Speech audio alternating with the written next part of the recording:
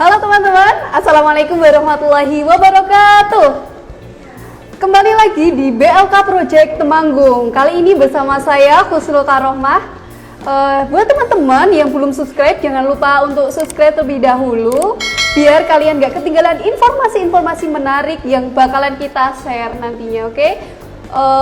Senang sekali hari ini kita kedatangan tamu yang sangat luar biasa dari Dinas Perindustrian dan Tenaga Kerja Kabupaten Temanggung, yaitu Bapak Agus Sarwono. Halo Bapak, selamat pagi. Selamat pagi juga. Apa kabar Pak? Baik, Assalamualaikum. Waalaikumsalam warahmatullahi. Lagi nggak sibuk nih Pak? Ya, kebetulan aja. Oke. Ya, ada waktu lah. Terima kasih Pak, udah datang menyempatkan waktu ke sini. Iya, sama-sama. Gimana Pak, kabarnya Pak? Alhamdulillah baik juga Pak. Oke.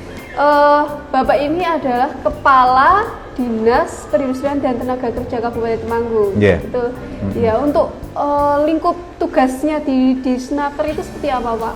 Ya. Kami sampaikan kepada para pemirsa, utamanya Mbak Gusnul, bahwa ruang lingkup kerja di Dinas Perindustrian dan Tenaga Kerja itu prinsipnya ada dua. Pertama adalah pelayanan, kemudian yang kedua adalah peningkatan kualitas sumber daya manusia. Yang pelayanan itu ada beberapa bidang di sini. Yang pertama di perindustrian dan tenaga kerja itu bidang hubungan industrial, yaitu memberikan pelayanan kepada perusahaan maupun kepada pekerja dan serikat pekerja. Ini hubungan, jadi hubungan industrial. Ini ada pelayanan terkait kaitannya dengan perusahaan itu bagaimana untuk mengesahkan peraturan perusahaan, mengesahkan peraturan kerja bersama. Kemudian juga memfasilitasi kepada para karyawan untuk perlindungan tenaga kerjanya.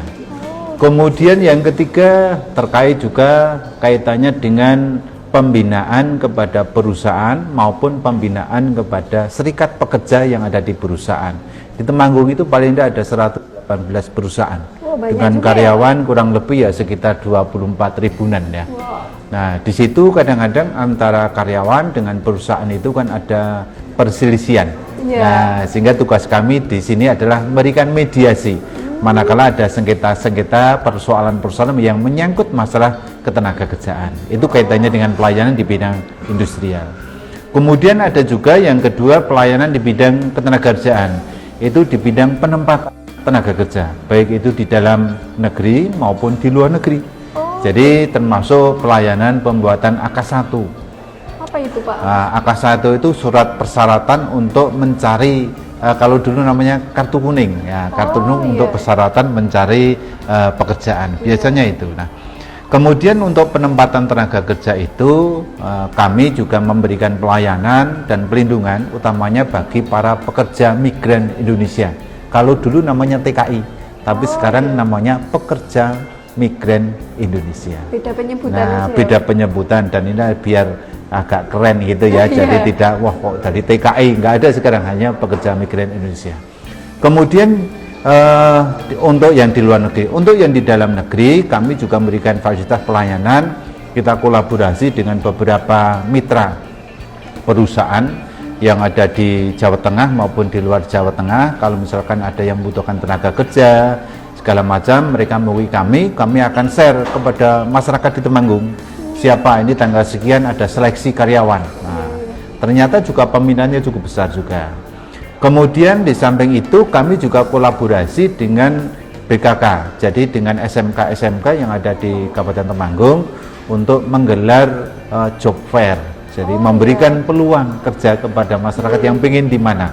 Nah, kami ngundang perusahaan-perusahaan, baik itu di dalam daerah maupun di luar daerah, bahkan ya di luar Jawa Tengah, untuk ikut job fair. Ini nanti tanggal 4 dan 5 itu nanti akan 5 September ya, nanti akan dilaksanakan job fair. Silakan nanti bagi para peminat yang akan mencari kerja, datang nanti di SMK Dr. Sutomo ya, tanggal 4 dan 5 September untuk mencari informasi kerja. Ini yang tugas pelayanan ya. Kemudian yang tugas yang kaitannya dengan peningkatan kualitas sumber daya manusia, di dinas ini ada dinas industri, ada perindustrian. Di perindustrian ini tugasnya adalah memberikan pelatihan kepada IKM, pembinaan kepada IKM untuk selalu meningkatkan kualitas mutu produknya, dari sertifikasi halalnya, kemudian dari sertifikasi produknya segala macam, kami akan melatihan itu. Di samping itu juga akan memberikan pelatihan, kalau sekarang yang baru ngetren kan di Temanggung kan baku lembutan. Nah, kami sudah memberikan di tahun ini sudah memberikan pelatihan kurang lebih 740 calon pengusaha IKM untuk tembakau lembutan. Jadi di 14 kecamatan yang ada, termasuk juga di luar 14 kecamatan ini kami memberikan pelatihan untuk kerajinan. Kerajinannya nanti untuk membuat tempat untuk tembakau lembutan. Ya, seperti telekem ya, ada kotak kecil atau telekem yang terbuat dari mendong atau dari pelepah pisang atau mungkin dari bambu segala macam. Itu nanti yang buat kerajinan semacam ini. Sehingga ini tingkatkan kualitasnya. Kemudian yang kedua, bahwa di Dinas Perindustrian ini ada yang namanya BLK, Balai Latihan Kerja. Nah, disinilah jadi kepada teman-teman yang belum mempunyai life skill akan diberikan pelatihan ya, pelatihan life skill, keterampilan, kompetensi. Mereka mempunyai minat dan bakatnya di mana, karena mereka yang mau ikut di sini kan harus seleksi dulu. Seleksinya meliputi apa aja? Seleksinya yang meliputi nanti pendidikan umum seperti apa, pengetahuan umum ya. Kemudian dari bakat dan minatnya, dari situ ada semacam ya psikotes ya. Nanti anaknya itu pasnya pelatihan di mana, bisa pas enggak kan itu. Nah, di sini ada banyak kegiatan pelatihan. Apa aja itu, pelatihan di sini banyak. Sekarang ada kegiatan pelatihan yang perhotelan, bahasa Inggris, kemudian juga ada konten kreator, kemudian ada las welder, kemudian ada otomotif, baik itu mobil maupun sepeda motor, ada bahasa Inggris, kemudian ada memasak PHP. PHP itu pengolahan hasil pertanian, kemudian ada pelatihan komputer ya, kemudian administrasi perkantoran, ada pembuatan apa yang namanya kaos, gambar kaos itu apa namanya, desain grafis, kemudian juga ada membuat apa itu yang namanya struktur bangunan. Nah, ini banyak kami punya ya, banyak pilihan. Kalau misalkan ada yang pilihan tapi kok di sini tidak ada instrukturnya, kami gandeng dengan LPK yang ada di Temanggung. Sebagai contoh, misalkan untuk pelatihan pengelolaan pembuatan makanan kekinian atau minuman kekinian, kami akan gandeng dengan BLK yang lain. Sehingga silahkan kalau yang ingin informasi lebih lanjut, datang di sini untuk bisa mencari apa yang diinginkan. Itu Mbak Husnul. Nah, untuk pelatihan-pelatihan tadi kan sangat banyak nih Pak. Yang paling berpotensi untuk diserap di dunia kerja di Temanggung ini apa Pak? Yang paling diserap di dunia kerja sebetulnya sama-sama, tergantung daripadanya. Karena kami ini termasuk menjahit ya, menjahit itu peminatnya juga luar biasa. Menjahit yang di ada yang untuk pabrik atau mungkin untuk baju sendiri di sini ada. Nah, kemudian untuk yang banyak yang dibutuhkan ini yang menjahit. Kemudian ada juga yang perusahaan-perusahaan yang kemarin ada listrik, kemudian juga ada yang las welder, itu banyak yang dibutuhkan. Nah, kemarin tahun 2022 kami sudah kerjasama dengan PT Kubota Semarang. Nah, itu juga merekrut bagi mereka lulusan yang otomotif maupun las mesin, itu sudah juga diterima. Nah, kami di sini memberikan dua pilihan kepada peserta pelatihan ini, apakah mereka mau bekerja mengikut orang lain atau di suatu perusahaan menjadi karyawan, atau mereka akan menjadi wirausaha baru. Nah, ini harapan kami ada dua pilihan ini. Kalau wirausaha baru ya mereka paling tidak mempunyai life skill sendiri. Gitu, Mbak. Kalau untuk Disnaker sendiri ini ada MOU nggak dengan industri? Seperti tadi yang sudah kita sampaikan, MOU sudah ada tahun 2022, ini baru dengan PT Kubota Semarang. Kemudian yang perusahaan-perusahaan yang ada dalam rangka perekrutan ini, mereka biasanya langsung datang tanpa ada MOU, seperti Indomaret, Alfamart, kemudian Bank Syariah, kemudian ada perusahaan-perusahaan yang lain ini biasanya kalau membutuhkan karyawan langsung datang, minta untuk diinformasikan lewat IG atau lewat informasi yang lain yang ada di dinas ini untuk di-share. Nah, kemudian kami memfasilitasi tempat segala macam di sini untuk nanti dilaksanakan dengan langsung untuk tes uji yang ada di sini. Gitu. Untuk seleksi kerja gitu ada yang di sini juga? Iya, seleksi kerja di sini nanti. Seleksinya kebanyakan kami mendekatkan. Jadi mereka-mereka yang butuh ini datang sini. Kemudian para calon pencari kerja datang ke sini, seleksinya di sini, dan mereka perusahaan nanti yang menentukan. Jadi perusahaan datang ke sini dan juga seleksinya juga di sini. Iya, kami berusaha untuk memberikan pelayanan yang sebaik-baiknya gitu. Iya.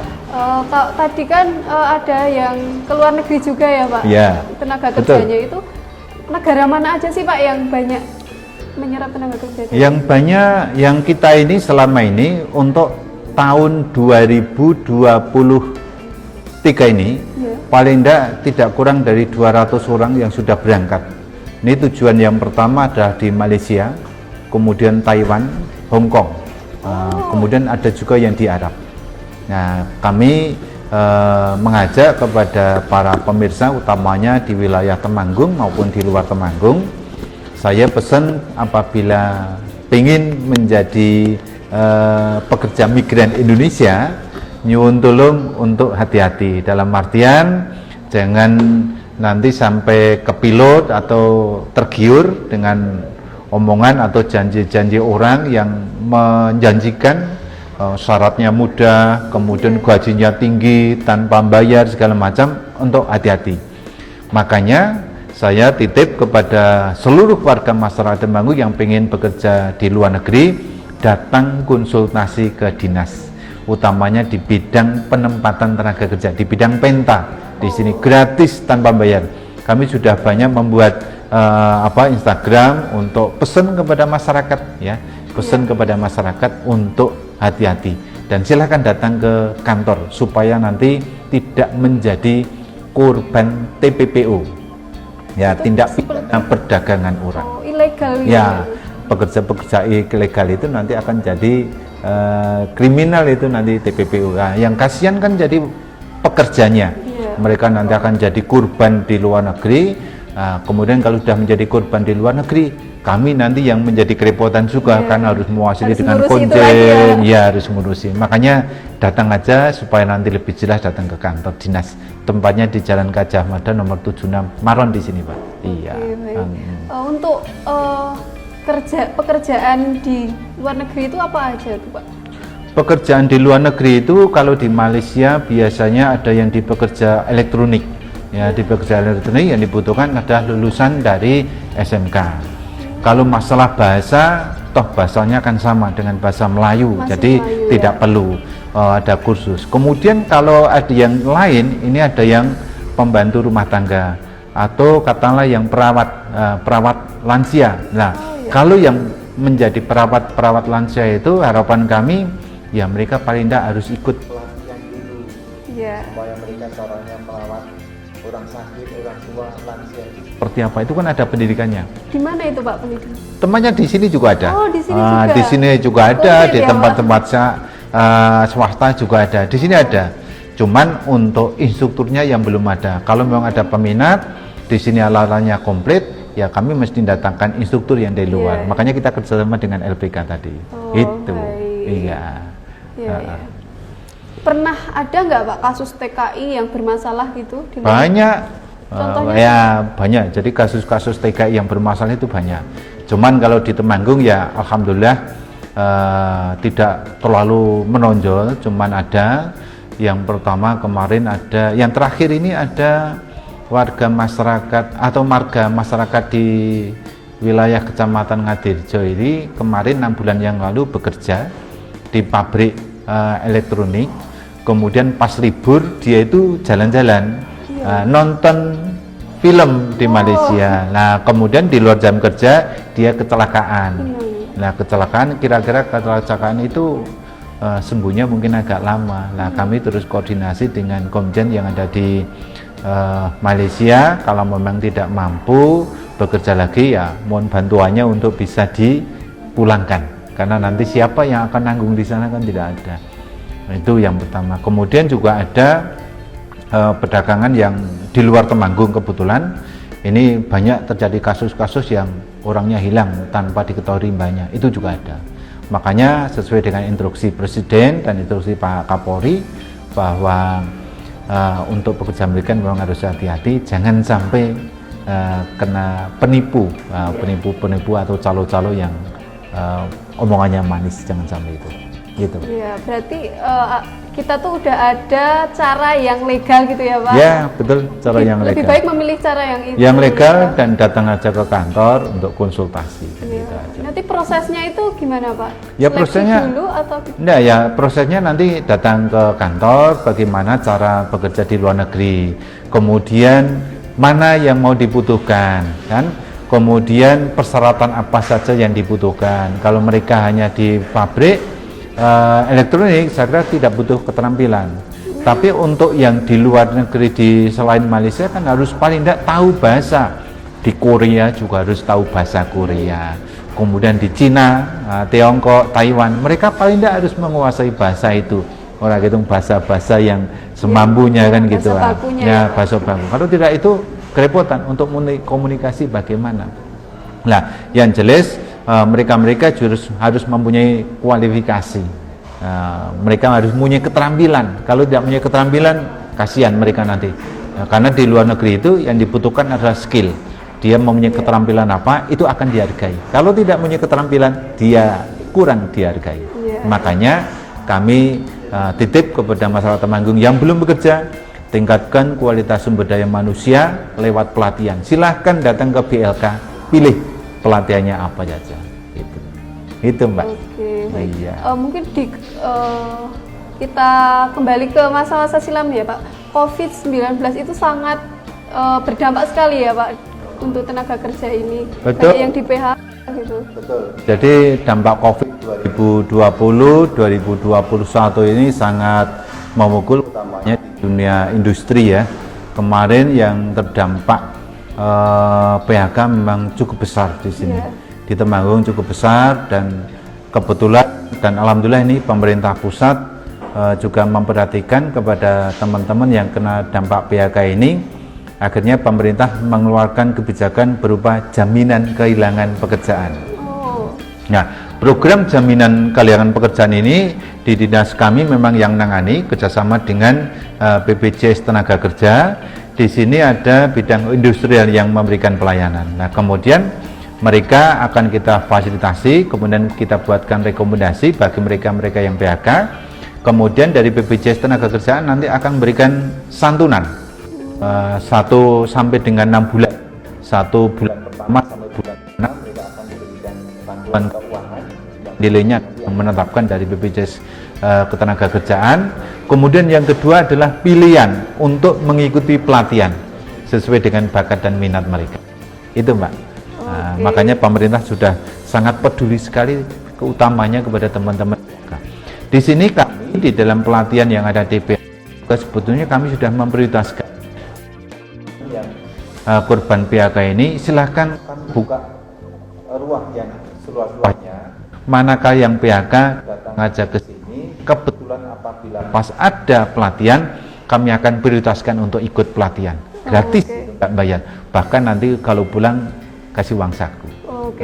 Cuman anggarannya terbatas sehingga kalau kemarin ya konten kreator ini aja yang daftar hampir 86. Tapi satu kelas kan hanya 16 orang, yang lain belum ikut ini, belum uman ini ya, sehingga insya Allah nanti kalau tahun depan kalau ada lagi, insya Allah kita tambah lagi untuk yang content creator.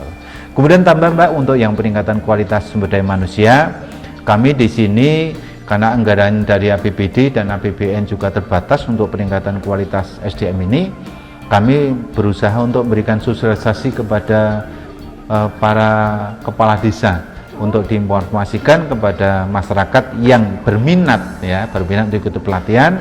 Ini ada pelatihan anti gabut.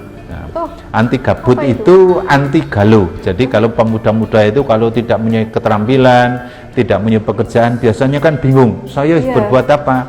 Akhirnya mereka berbuat yang tidak yang negatif segala macam. Sehingga kami kerjasama dengan desa, harapan kami dialokasikan dari anggaran desa lewat untuk peningkatan kualitas sumber daya manusia, pelatihannya bisa di dinas, bisa di desa dengan anggaran dari APBD desa. Ini harapan kami semacam itu. Gitu Mbak. Itu untuk SDM ya Pak. Ya. Kalau untuk industri itu cara untuk menumbuhkan industri itu agar lebih maju gimana? Untuk bisa menumbuhkan industri lebih maju, ini kan tidak lepas dari investasi.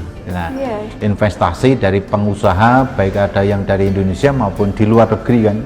Nah, di Temanggung ini kelihatannya sampai dengan adanya ini kemarin 2021-2022 investasi masih belum begitu banyak berkembang lah.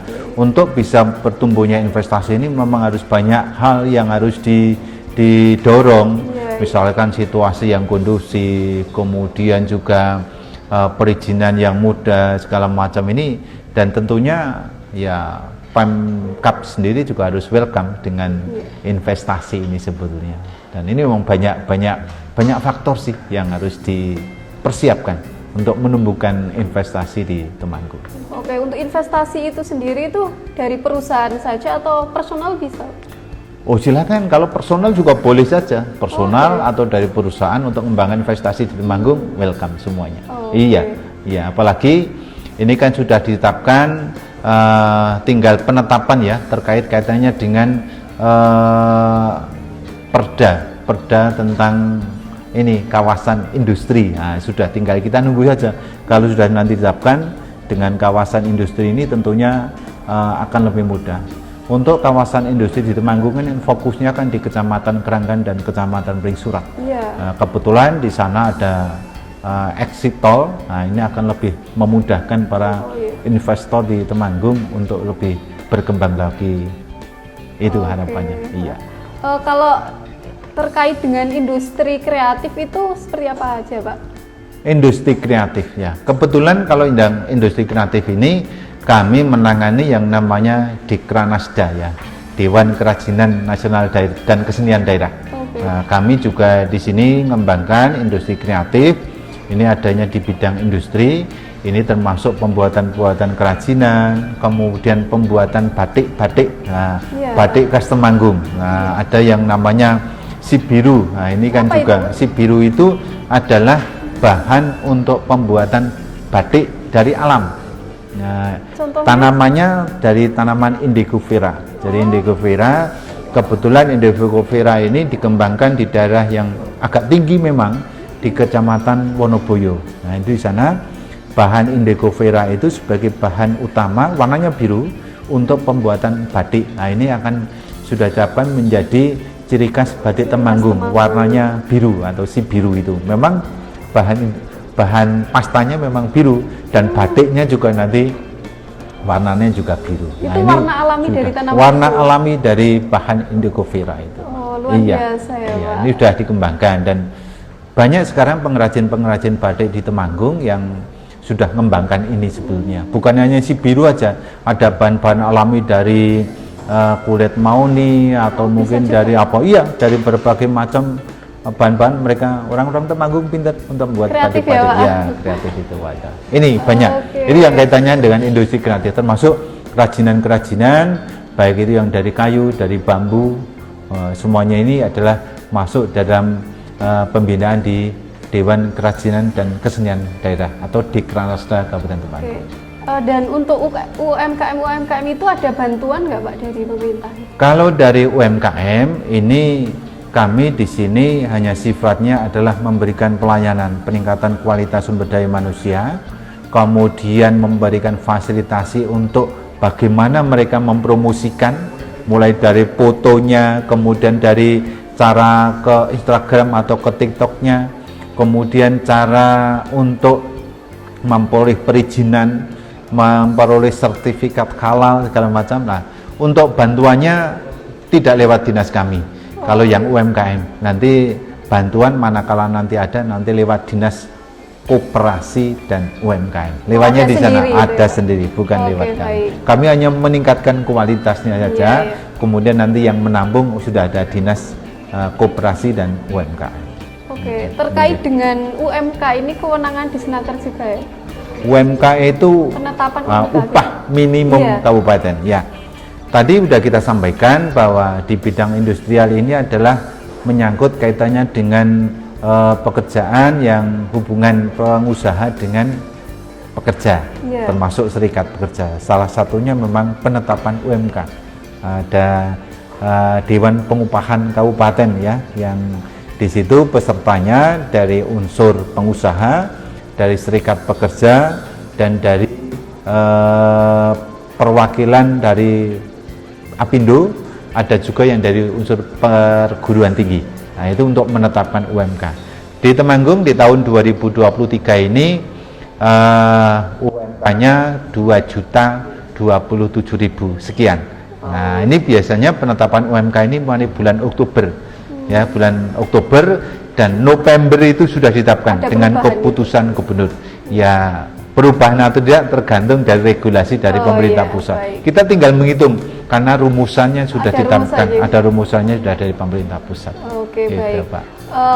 Terakhir nih Pak, harapan di Perinaker buat industri dan tenaga kerja di Kabupaten Temanggung seperti apa Pak? Ya, terima kasih Mbak Kusnul. Ini pertanyaan anaknya pinter sekali nih, pinter tanya nih Pak. Ya, harapan kami yang pertama jelas hubungan industrial antara pengusaha dan para pekerja ini, termasuk serikat pekerjanya di situ kondusif. Dengan tertibnya kondusif ini juga akan mendukung investasi yang ada di Temanggung. Itu yang pertama. Yang kedua, harapan kami tidak terjadi lagi COVID, sehingga tidak akan terjadi PHK massal seperti yang sudah-sudah ini Pak. Kemudian yang ketiga, ini ada hubungan yang harmonis ya antara pengusaha, pemerintah, serikat pekerja dan pekerja itu sendiri. Nah, sehingga nanti tetap nyaman bekerjanya di lingkungan itu. Kalau sudah nyaman mau apa lagi? Nah, sehingga kondusif ini Pak. Ini harapan kami. Kemudian kepada para pemuda yang belum bekerja, harapan kami karena tingkat pengangguran di Temanggung ini juga cukup tinggi, 2,54%, maka perlu ada di pacu, dan memang ini memang perlu penanganan serius ini karena untuk yang pengangguran ini kan setiap tahun lulusan sarjana, lulusan SMA, SMK ini kan terus bertambah terus. Nah, harapan kami nanti ke depan juga pemerintah untuk lebih peduli lagi. Lebih peduli lagi, kami sudah berupaya untuk semaksimal mungkin untuk bisa meningkatkan kualitas sumber daya manusia, memberikan peluang kerja. Tapi kalau dari pemerintah sendiri tidak ada dukungan termasuk diantaranya juga anggaran dana, ya kami tidak bisa berbuat banyak. Namun demikian harusnya memang harus sharing ya. Dari dinas sendiri juga bisa bekerja maksimal manakala ada support dana dari pemerintah daerah. Itu Mbak harapan kami, sehingga pengangguran di Temanggung semakin menipis, sehingga menipisnya pengangguran ini otomatis akan berdampak pada situasi dan kondisi yang cukup aman. Oke Bapak, terima kasih Pak. Mungkin sekian dulu obrolan kita kali ini ya Itu Pak. cukup ya. Oke, siap. Oke teman-teman, sekian obrolan kita dengan Bapak Kepala Disnaker Kabupaten Temanggung. Sampai jumpa di podcast BLK Project Temanggung selanjutnya. Jangan lupa like, komen, dan subscribe. Sekian dari saya. Wassalamualaikum warahmatullahi wabarakatuh. Bye-bye.